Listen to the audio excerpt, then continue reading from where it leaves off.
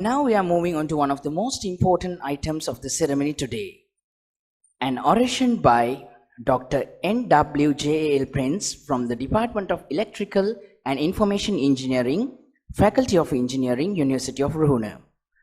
To introduce the orator, we cordially invite Dr. Chitra Lambuatta, the Dean of the Faculty of Engineering, University of Ruhuna. It's my great pleasure to announce the orator today, Dr. Noeline Wilhelmina Prins.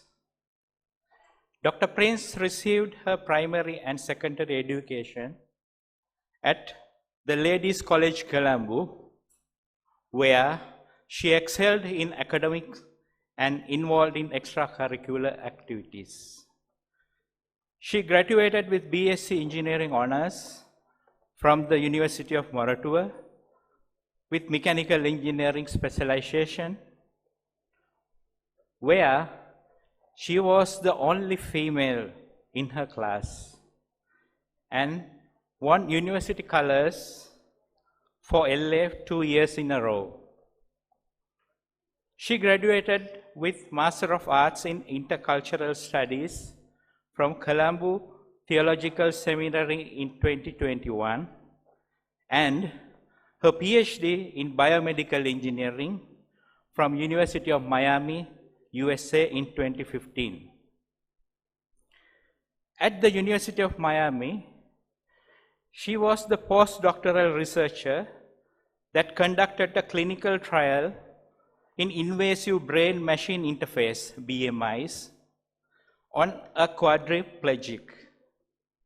Before that, at the Faculty of Medicine, University of Geneva, Switzerland. As a scientist, she researched on comparison of invasive deep brain simulation, in short it is DBS, and non-invasive EEG neurophysiology in physiological disorders such as Tourette's syndrome, OCD, and Parkinson's. Her PhD work researched feedback mechanisms for reinforcement learning based on algorithms to improve predictions of BMIs using non-human primates. As a quality engineer at Goody Compliance International USA, she was a consultant for medical device regulations in FDA applications, including gap assessment, design process, FMEA review and remediation, IQ, OQ, PQ corrective actions, risk management plans, and reports. Currently, she is a senior lecturer at the Department of Electrical and Information Engineering, Faculty of Engineering, University of Ruhuna, teaching biomedical engineering, machine learning, analog and digital electronics. Her previous teaching experience includes signals and systems, biomedical systems analysis, advanced topics in neuroscience, anatomy and physiology of CNS, the limbic systems, neural engineering, fundamentals of computational neuroscience, and biomedical equipment technology. She is a member of 3 ethical review committees, such as Institute of Engineers, Sri Lanka IESL, Faculty of Engineering, and also the University of Ruhuna. She is a monthly contributor for the Institute of Electrical and Electronics Engineers, IEEE, Neuroethics Working Group. She is a student counselor and the faculty advisor for career guidance at the Faculty of Engineering. She is the principal investigator of an ongoing clinical trial at the Teaching Hospital Kamburupitiya titled Computational Assistant Rehabilitation in Improving Hand Function of Patients with Stroke. She is an eloquent speaker that has spoken and been chair at several international conferences and to multiple audiences, including the grand rounds of Department of Neurological Surgery and the Miami Project to Cure Paralysis in 2019. Recently, she presented the Dr. J.B. Piris Oration at the Association of Sri Lankan Neurologists Annual Congress held 2 weeks ago on the topic, Monkeys Playing Video Games Lead to a Paralyzed Man Walking. Today, she will present her work titled Engineers Mimicking Reinforcement Learning in the Brain. Thank you.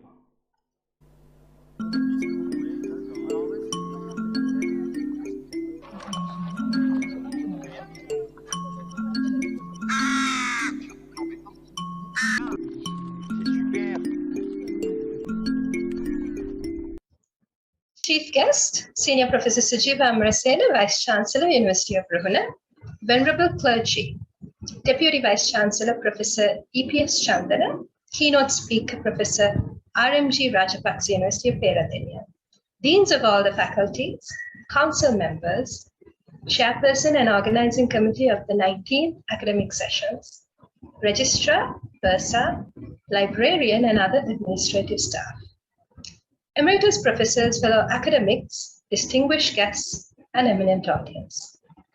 Would you all agree that it was a remarkable video of how crows can be trained? These crows were trained using a reward in order to perform different tasks. This is the basis of reinforcement learning.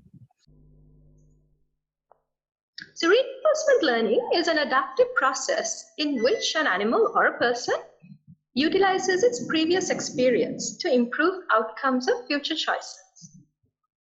Here I'm going to focus on 3 key phrases. It's adaptive, which means it's not static. It changes from moment to moment. It relies on previous experience. So theoretically, the more experience someone has, the better performing that person should be. And finally, it's trying to improve the outcomes of future choices. Our keynote speaker spoke about decision making. So reinforcement learning is about making decisions to maximize the cumulative reward in the long term. So we know the reward circuitry in the brain. There are 2 pathways. First is the dopaminergic pathways, and the next is the serotonin pathways. And at the intersection of these 2, we get the structure called the nucleus accumbens. This is responsible for reward in the brain. In the brain, we have 3 different types of learning. Reinforcement learning, like we've spoken about already, which is motivated by the perception, action, reward cycle in the brain. Second is supervised learning. Unlike reinforcement learning, supervised learning is error-based. You know exactly how poor or how well you perform, and the comparison of what you expected and how you performed gives you the error, which is the driving force in supervised learning. In reinforcement learning, the driving force is the reward that you get. And unsupervised learning does not rely on a reward or an error signal. It relies on the nature of the input data or the nature of the neural data. So Dr. Ambavakta mentioned, he gave me a lovely introduction. Thank you, sir. He said that I'm a senior lecturer of the Faculty of Engineering. You're probably wondering if I got my wires crossed and why I'm giving a neuroscience lecture. Well, it turns out that we engineers do our best work when we mimic God's given nature. I am a neural engineer, which means I study the brain in order to understand how best to mimic the brain to come up with algorithms. In turn, I use these algorithms to help alleviate some of the symptoms that are caused by nervous system disorders. Engineers mimicking reinforcement learning in the brain. I wish to thank the organizing committee and reviewers for selecting this work to be presented as the oration at the 19th academic sessions and 18th Vice Chancellor's award ceremony today. So I'm going to be talking primarily about two things. First is the actor-critic reinforcement learning, and I'm going to talk a lot about the data that we collected from monkey experiments or non-human primate experiments. Secondly, I'm going to be talking about supervised learning and the work that we did with human subjects and the remarkable discoveries that have led to helping a paralyzed boy go home with being able to do activities of daily living. This research falls under a broad class of research called brain-machine interfaces or brain-computer interfaces, or in layman's terms, thought-controlled robots. At the beginning of these BMIs or the BCIs, we have the neural data acquisition. This can be EEG, ECOG from the surface of the brain. It can be local field potentials or spikes from a few millimeters into the brain. You collect this neural data and pass it on to the next block, which is the signal processing block. This is the hub of the BMI. The first stage here is to clean up your data, filter out the noise, and get a clean signal.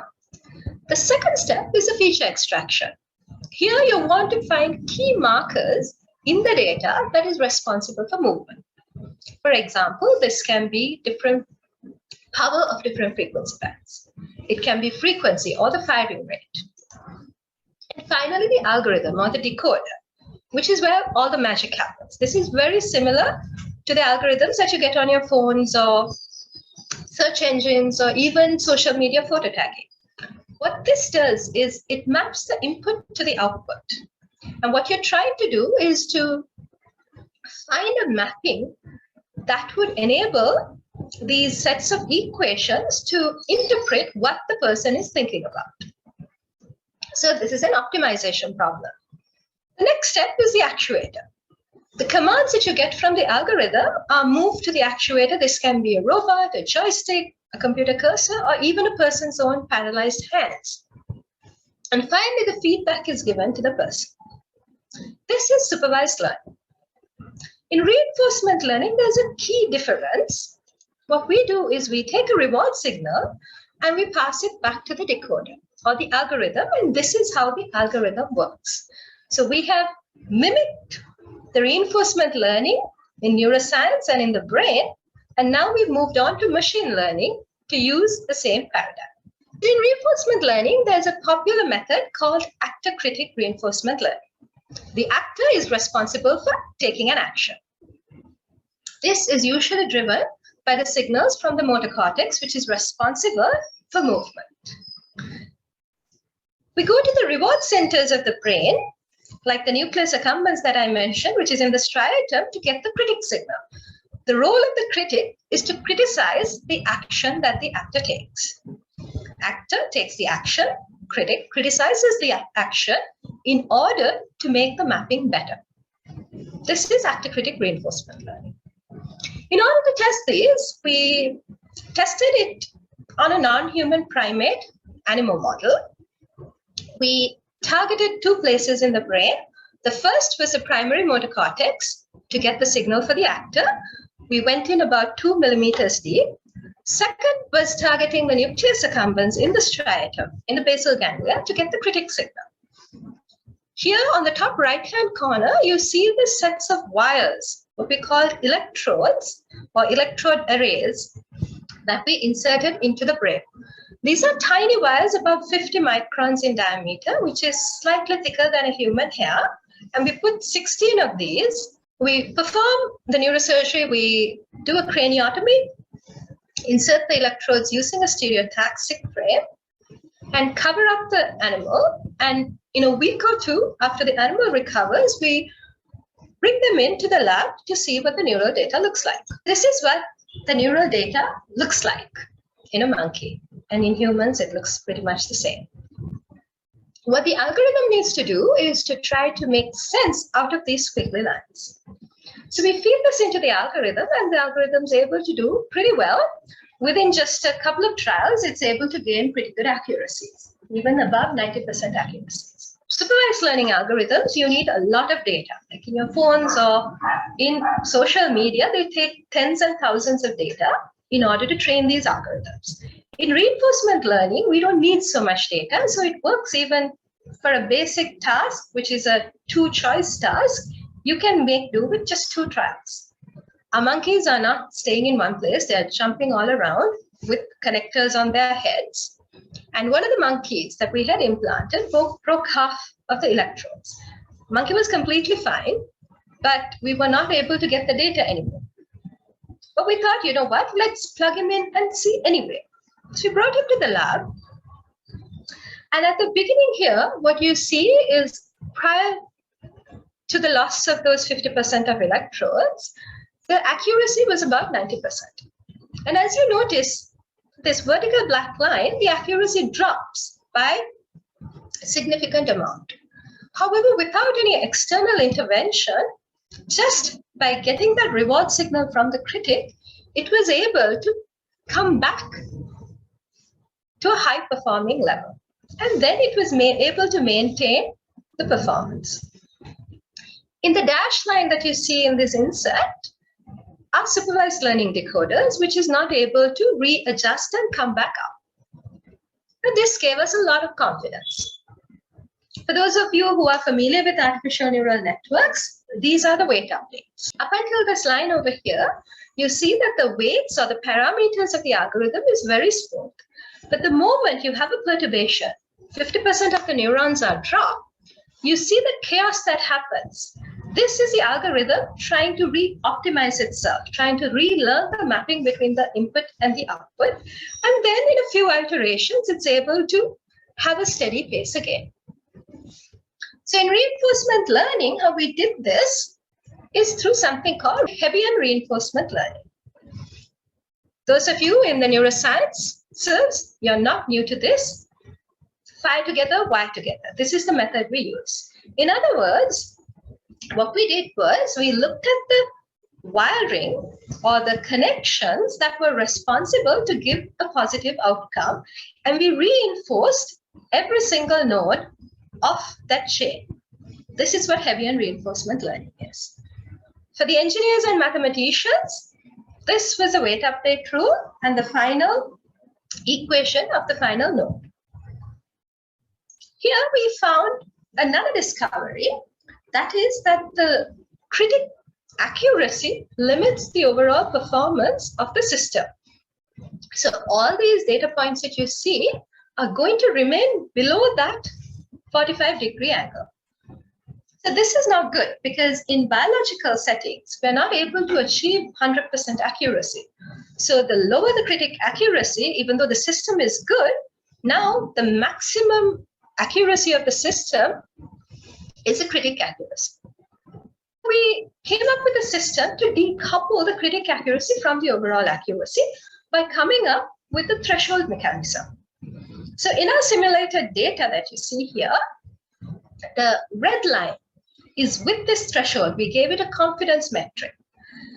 We told the critic, rather than just telling if the actor has done well or not, you give it a confidence. For example, the critic would say, I think you've done a good job, but I'm really not confident in my feedback. Or it'll say, you know what, you did perfect, and I'm absolutely sure that my feedback is good. So when the critic is confident of its own feedback, the actor would use it. If the critic is not sure about the feedback, the actor would ignore this. By doing this, we were able to decouple critic accuracy from the overall accuracy. Decoupling the critic accuracy, we tried the simulated data. Turns out that simulated data and real data do not match. So we needed to add some noise to the simulated data. So in the middle there, you see what the data looks like when extra noise is added. And on the right side, you see the actual monkey data, which is quite comparable with the 40% noise level. We saw that it works with lesser number of trials. It learns from experience. You do not need an extensive training period. In most supervised learning decoders, you would use about half an hour to 2 hours of data to train the algorithms. And the remarkable thing was that even if the inputs change, it can readjust its parameters to maintain its accuracy. Let's move on to supervised learning. Our model of choice was humans with spinal cord injury. C5 motor complete, which means that they had shoulder movement, slight elbow movement, but absolutely no hand function. We use EEG head caps or a head strip, as you see in the figure, to collect the neural data. As the actuator, we use the person's own hand. So their hands and arms are paralyzed. We used a functional electrical stimulation system. In other words, they were electrodes that you place on the surface of the skin in order to activate muscles and open and close the hands. So we use supervised learning system. And here you see an example of a spinal cord injured subject, C5 motor complete, being able to activate his own hand using his own thoughts. We tried a bunch of other spinal cord injured subjects, and we also tested against control subjects, healthy controls. There was no significant difference in the performance. We also tried different amounts of training data. Those are the light and dark colored bars that you see. Again, there was no significant difference in any of this. Now, this gave us confidence to move to the next step, which was the invasive clinical trials. Here, we chose to completely internalize the system. We chose subjects 22 plus, Asia A or B, C5 motor complete, chronic injuries, and stable health conditions. Our neural data acquisition was the Medtronic PC plus S. This is very similar to the deep brain stimulation system. So in deep brain stimulation, you send wires into the brain a few centimeters in, and you stimulate different parts of the brain. Here, Medtronic had come up with an investigational device that would not just stimulate the brain, but also record from the brain. So we disabled the stimulation channels, and we used only the sensing part, hence the plus S, for the data acquisition. This is very, very similar to a cardiac pacemaker. Rather than the wires going into the heart, you have the wires going into the brain. As the orthosis, we used a functional electrical stimulation orthosis, which was a Bioness H200. The advantage of this system is that it's wireless, very similar to the previous setup that we had. This was FDA approved and used very commonly for rehab purposes. Here's our full system. You had the electrodes implanted subdurally. The wires would go under the skin, and the transmitter is implanted under the clavicle of the patient. Then it communicates wirelessly to a receiver that's in his pocket. That communicates to the computer, which has the algorithm. And then from there, wirelessly, the signal is passed to the hand. Prior to the surgery, we did an fMRI and asked the subject to think about moving his hand. Wherever that lighted up, that's where we put the electrodes. Here you see the surgical team. At the center, you have the chief of neurosurgery. To his right, you have the two neurosurgeons. And to his left, you have the two engineers. We drilled a craniotomy, and we implanted two sets of wires that were about the size of my finger with 4 contacts each. Once he was closed up, he was discharged in a couple of days with no complications due to surgery. And in about a week, we brought him back to the lab. Here is the first day back in the lab. If you notice, his hands are shaking a lot. He doesn't have full grasp of the system. But in a week, here is where he was. Again, he doesn't have quite fine control of it, but he's able to move, he's able to pick up, he's able to grasp and move objects. So we studied the improvement over the course of 11 weeks and found out, you notice here, day number 1, he started at 55% accuracy, which is chance level for a 2-choice task. By the end of week 1, he had already gone up to 90%. Within the 11 weeks of the study, he was able to maintain his accuracy at about 89%. Not just the accuracy of the algorithm, but even his accuracy of being able to move a cup from one side to the other side also improved. It improved so much that by week number 3, we had introduced a piece of checkers for him to pick and move to the other side. And you notice here he's able to do much finer motor movements than he was able to before. We didn't stop here. We had him do the tasks of the Jepson-Taylor hand function test, page turning, lifting small objects, feeding himself, stacking checkers, lifting cans, and even writing. From week 10 to week 29, you see how much the writing has improved. Not just the time that it took, but also the fluidity of the letters. In summary, in supervised learning, here we needed to have a known output to compare in order to generate that error because it's error-driven. However, in a simple basic task, we did not need to have extensive training. Just about 2 minutes of data was enough. And this works well in the lab or the clinical environment where we would be able to give that error signal. So when I talked about different types of learning in the brain, I completely set aside unsupervised learning, and I did not talk about this. So the next step was to be able to use unsupervised learning and send this patient home with the system. So we developed an app. We had some undergraduates create a backpack to hold all the electronics. Here you see him picking up a brush.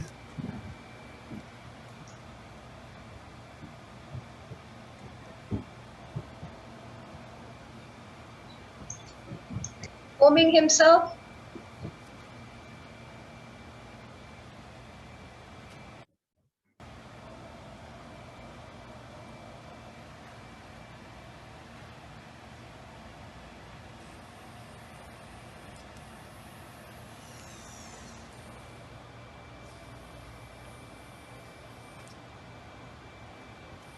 And picking up different objects